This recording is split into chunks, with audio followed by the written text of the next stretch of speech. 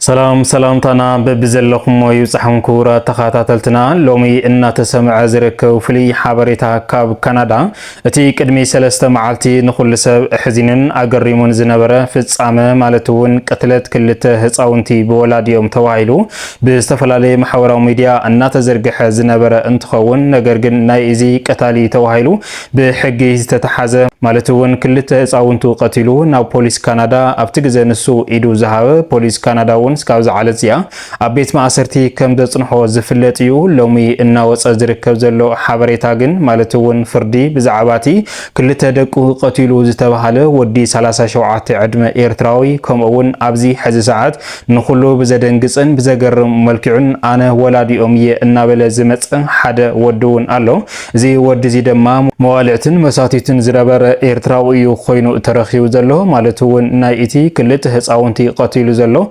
توم هصاونتي دحري دي ان اي مرمرا دحري دما زيناتو خوينوم دحري مركاوي قتيلوم زبل حبريتا ناوصه كم زنبره زفلطيو ابزي حج ساعات دما ابوم ترخيو انا اي ابوم محل دما ناب حقي قريو حزون انت خونه كحزا حتيتو زبل حبريتا ايو ان تسمع زلو بزدنقص ملكيو مالتي كورا سمعتنا سلازي بحافشا بزعباتي كل تدقو قتيلو ان تبحال نخل سب حزينن اقريمون زنبره اب كندا مالتون كتما كاليفورنيا سفصمه فصامه ابزي حز ساعات فردي توهيو ان توهاليو قدمي حد معالتي زنبره انتخون ناي قصره فردو ነገር ግን በቲ ዝቀረበ ተወሳኺ ዝኾነ ክሴታ ማለቱን አነ አቦም የዝብል خلای ተወሳኺ ክሴታ ዝመስረት እንትኸውን ነዚ ተዋሂል ደማ معالتي ከም ዝተወሰኸ ዝፍለጥዩ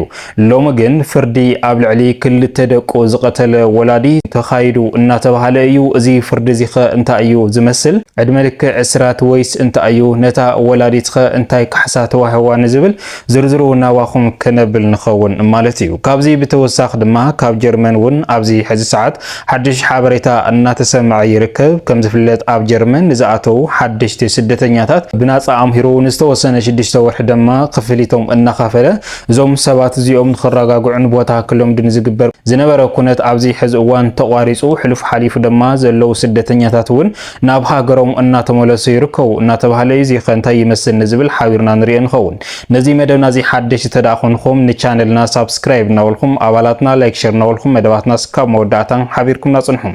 مباركس فلما نابتي اب كندا ان تسمع زركم حزني زخونه حبريتا مالتون اتي قدمي 3 معالتي قتلته بالعلي كلته هصاونتي ودي 6 عامتن قال 3 عامتن استفصمه بودي 37 عامت ايرتراوي ازي قتلت زي نخلو اقريمن حزينن كم زنبره زفلتي مالتون نافتي غزنسو ازي سبزي قطانتهم كلته هصاونتي اب مكينا بمرزي غيرو دحري مقتال ناو بوليس كندا دويلو قطا ايدو زحبه انتخون نايزي مغرم ዝኾነ ፍጻመ ድማ ስካብ ዝዓለት ዝያ ብምንታይ ቀቲልዎም ብኸመይ ቀቲልዎም እናተባሃለ ኣብ ኩሉ ህዝቢ ዝነበረ ሕቶ እንትኸውን ነገር ግን በቲ ኣብ ማሕበራዊ ሚድያ ዝዝርጋሕ ዘሎን ከምኡ ድማ ካብ ቀረባ ቤተሰብ ዝወፅ ሓበሬታን እቶም ክልተ ህፃውንቲ ዜናቱ ኮይኖም ድሕሪ ምርካብ ድሕሪኡ ድማ ቀቲልዎም ዝብል ሓበሬታውን እናተሰምዐ ከም ዝነበረ ዝፍለጥ እዩ ማለት እዩ ክቡራ ሰማዕትና እዚ ሰብዚ ማለት እውን ናብ ካናዳ ካብ ዝኸይድ ንልዕሊ 9 ዓመት ዘቁፀረ እንትኸውን ጽንሕ ኢሉ እውን ነታ በዓልቲ ገዝኡ ኣብዚ ሕዝዋን ኣብ ልዕሊ ሰብኣይ ደሪባ እናበለ ዝዘረበላ ዘሎ ባዕሉ ፕሮሰስ ገይሩ ከም ዝወሰዳ ጽቡቕ ህይወቱን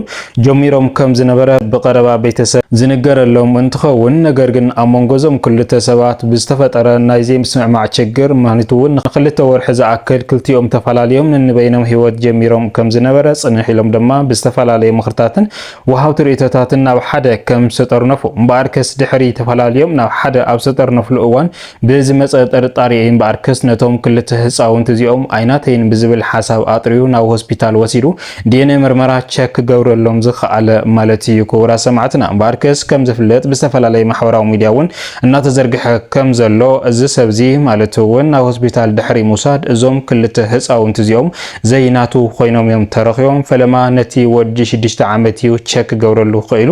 እሱ ድማ ዘይናቱ ኮይኑ ተረኺቡ ነታ ህፃን ጓል 3 ዓመት ውን ድሕሪ ዝተወሰነ ኣዋርሕ ናብ ሆስፒታል ወሲዱ ማለት እውን እዚ ሰብዚ ነታ በዓልቲ ገዝኡ ምንም ዘመሓላልፈላ መልእኽቲ ኣይነበረን ኩሉ ግዜ ናብ ትምህርቲ እሱ የማላልሶም ስለ ዝነበረ ካብዚ ተበገሰ ድማ ናብ ትምህርቲ ይወስዶም ለኹ ኣነ እናበለ ናብ ሆስፒታል እናማላለሰ ናይዞም ክልተ ህፃውንቲ እዚኦም ድማ ዲኤንኤ ተሰሪሑ ውጤት ኣብ ዝመፀሉ ዕለትዩ ቅድሚ 3 መዓልቲ ኣብ ውሽጢ መኪና ብመርዚ ገይሩ ክልቲኦም ህይወቶም ኣሕሊፍዎ ዘሎ ኣሕሊፉ ድማ ናብ ፖሊስ ካናዳ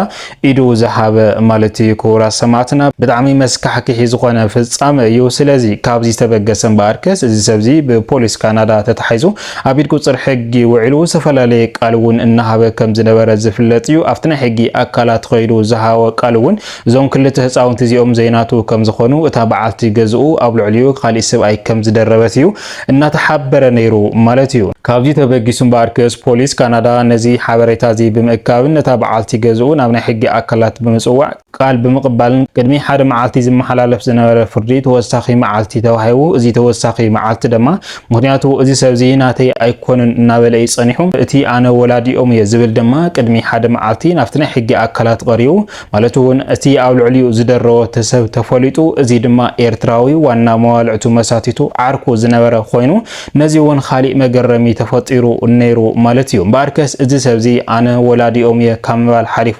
ኣብዚ ሕዚ እዋን እውን ካሕሳ ክካፈል ከም ዝደሊ እዩ ሓበሬታ እናተሰምዐ ዘሎ ነዚ እዩ እውን ድማ ነቲ ውሳነ ፍርዲ ተዋሂሉ ተወሳኺ መዓልቲ ተዋሂቡ ዝነበረ ማለት እዩ ክቡራት ሰማዕትና እምበኣርከስ እቲ ሎሚ ተመሓላሊፉ ዘሎ ፍርዲ ኣብ ልዕሊ እቲ ክልተ ደቁ ቀታሊ ዝኾነ 37 ዕድመ ኤርትራዊ ዕድመ ልክዕ እስራት ተዋሂሉ እዩ ብፖሊስ ካናዳ ይኹን በቶም ዓበይቲ ማሕበራዊ ሚድያ እናተዘርግሐ ዘሎ ነገር ግን ኣብዚ ዕድመ ልክዕ እስራት ዳ ይፈርድ ዳ እምበር ሓደ ናይ ክልተ ሰባት ህይወት እዩ ኣጥፊኡ ዘሎ ምስ ልክዕ ናይ ሓደ ህይወት ዘጥፍአ ሰብ እዩ ተፈሪድዎ ዘሎ ስለዚ ካሕሳ ነታ ወላዲት ግን ኣይሰማዕናን ዝብሉ ወሃብቲ ርእቶ እውን ኣይተሰኣነን ማለት እዩ ልክዕ እውን እዚ ሰብዚ ማለት እውን ክልተ ሰባት እንድሕር ደኣ ቀቲሉ ብናይ ሓደ ሰብ ክፈረደሉ ኣይውልን ከምኡ እውን ነታ ወላዲት ትበሃል እውን ዋላ ደኣ ኣብ ልዕሊኡ ካሊእ ሰብኣይ ትደርብ ዳ እምበር ዋላ ካብናቱ ኣይትውለዶ ነገር ግን ክልተ ደቃ ስለ ዝቀተለላ ስለዚ ድማ ገድን ካሕሳ ስለ ዘድልያ ሕዚ እውን እንተኾነ ካልኣይ ክስታ ክስምስርት ኣለዋ እናተባሃለ እዩ ነገር ግን ፖሊስ ካናዳ ንዓ ዝተመሓላለፈ ቅርሺ ኣሎ ዶ የለን ዝብል ግልፂ ስለ ዘይገበረ ዳ እምበር ነገር ግን ፍርዲ ናይቲ ክልተ ህይወት ዘጥፍአ ሰብ እዩ ሎሚና ማሕበራዊ ሚድያ ዕላዊ ገይሮሞ ዘለው እቲ ክልተ ህፃውንቲ ዝቀተለ ወዲ 37 ዓመት ኤርትራዊ ዕድመ ልክዕ እስራት ተፈሪድዎ ዝብል ሓበሬታ እዩ እናተሰምዐ ዘሎ ነታ ወላዲት ዝተሃወ ካሕሳኸ እንታይ ይመስል ዝብል እስካብዚ ዓለት እዚኣ ዝተነገረ ነገር የለን ዝተጻሓፈ ጽሑፍ እውን በቶም ናይ ሕጊ ኣካላት ዝተመሓላለፈ ነገር የለይ ማለት እዩ ክቡራት ሰማዕትና እቲ ኣነ ወላዲኦም የባህሊ ናብ ሕጊ ቀሪቡ ክሴታ መስሪቱ ካሕሳ ይግባኣኒ ንዝበለ ግን ሕዚ እውን እንተኾነ በቶም ቀረባ ኣዝማድን ቤተሰብን ከይትረኣየና ረሓቐና ዝዓይነት እዮም ኢሎም ዘለው ምክንያቱ ናይዞም ክልተ ህይወት እዚኦም መጥፍኢ ንሱ እውን ኢድ ከም ዘለዎ ተዘይገብር ነይሩ እዚ ሰብዚ ነዞም ክልተ ሰብ ነዞም ክልተ ህፃውንቲ ቀቲሉ ናብ ፖሊስ ኢዱ ኣይመሃበን ዝብል ሓበሬታ እውን እናተሰምዐ እዩ እንተንሱ ግን ብዘደንግጽ መልክዑ ኣነ ወላዲኦም እየ ብዝብል እዩ ተወሳኺ ክሴታ መስሪቱ ካሕሳ እውን ካብ እታ ወላዲት ዝተባሃለት ክካፈል ከም ዘለዎ እዩ እናተሰምዐ ዘሎ ማለት እዩ ብተወሳኺ ኣብ ጀርመን እናተሰምዐ ዝርከብ ዘሎ ሓበሬታ ድማ ነቶም ኣብ ጀርመን ቅድሚ ሕዚ ንዝኣቱ ሓደሽቲ ዝኾኑ ስደተኛታት 6 ወርሒ ብናፃ ኣምሂራ ከምኡ እውን ክፍያ ከም እትኸፍሎም ዝነበረት ዝፍለጥ እዩ ኣብዚ ሕዚ ሰዓት ግን ሓደሽቲ ስደተኛታት መቕባል እውን ጠጠው ኣቢላላ ነቶም ዝኣተው ብናፃ ዝመሃር ዝነበረ ኮርስ ወይ ድማ ትምህርትን ቋንቋን እውን ጠጠው ኣቢሉ ከም ዘሎ እዚ ድማ በቲ ናይ ሃገር ኢኮኖሚ ከም ዝተደረኸ እዩ ምክንያቱ ናይ ጀርመን ኣብዚ ሕዚ እዋን ኢኮኖሚ እናቆልቆለ ስለ ዝኸይድ ዘሎ ስለዚ ድማ ሓደሽቲ ስደተኛታት እውን ክትቅበል ከም ዘይብላ ነቶም ዝኣተው ስደተኛታት ዝባሃው ዝነበረ ድጋፍ እውን ጠጠው ንኽተብልን ከምኡ እውን እቶም ብዙሕ ዓመት ኣብ ጀርመን ንብዙሕ ዝበለ ግዝያት እናተኸፈሎም ዝጸንሑ እውን ማለት እውን ናብ ሃገሮም ንኽምለሱ እዩ ሓበሬታ እናተሰምዐ ዘሎ ማለት እዩ ክቡራት ሰማዕትና እምበኣርከስ ንሎሚ ዝወናዮም ዝርዝር ሓበሬታ ኣብ ካናዳ ዝተዋሃበ ፍርድን ከምኡ ድማ ኣብ ጀርመን ዝተቀየረ ሕግን ናባኹም ክነብሎ ፀናሕና እንትኸውን ምክትታልና ሓቢርኩምና ፀናሕኩም ካብ ልቢ እናመስገና ኣብ ዝቕፅል መደባትና እስካብ ንራኸብ ሰላም ሰናይ ፃንሕቲ ይጎረልኩም ሰላምታ ይንዓኹም